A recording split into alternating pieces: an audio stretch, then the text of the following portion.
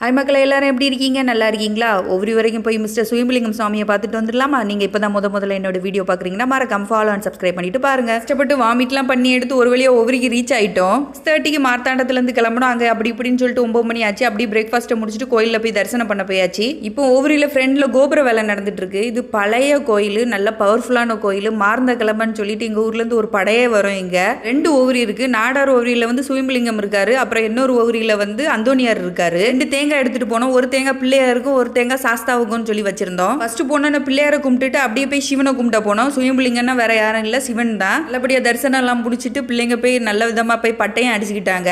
அப்படி கொஞ்சமா பிள்ளையார்கிட்ட போய் லெஃப்ட்ல கட் பண்ணோம்னா சாஸ்தா கோயில் வரும், கொஞ்சம் உள்ள தள்ளி.